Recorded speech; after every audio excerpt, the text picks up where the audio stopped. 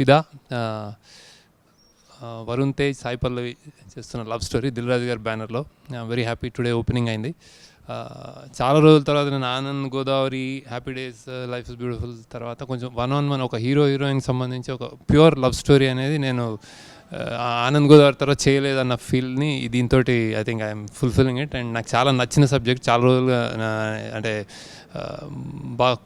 బాగా చేసుకున్న సబ్జెక్ట్ అన్నమాట. So I'm really happy. అది కూడా స్కేల్ కూడా అండ్ దిల్ రాజు గారి బ్యానర్ కానీ అది తగ్గట్టు కొంచెం అది మంచి స్కేల్ సినిమా అనమాట. ఇక్కడ ఇండియా ఒక తెలుగు అమ్మాయి, అమెరికా అబ్బాయి మధ్య లవ్ స్టోరీ చాలా చాలా ప్రేమగా, చాలా మ్యూజికల్గా తీస్తున్న cinema. So I'm very confident. So I'm excited about it. Next ఇంకా సినిమా అయిన తర్వాత ఫుల్ డీటెయిల్స్ తెలుస్తాయి మీకు. But I'm really happy about the film. Title is Fidaa. So it's love story and tag line. So I'm really excited. So first time Dil Raju గారి బ్యానర్లో పనిచేయడం కూడా ఎక్సైటెడ్గా ఉంది. And Sai Pallavi and Varun Tej, so చాలా మంచి కపుల్, బ్యూటిఫుల్. అప్పుడు ఆల్రెడీ పోస్టర్స్లోని there is very big positive vibe. So will continue that. So I'm really happy. Thanks అండి. ఒక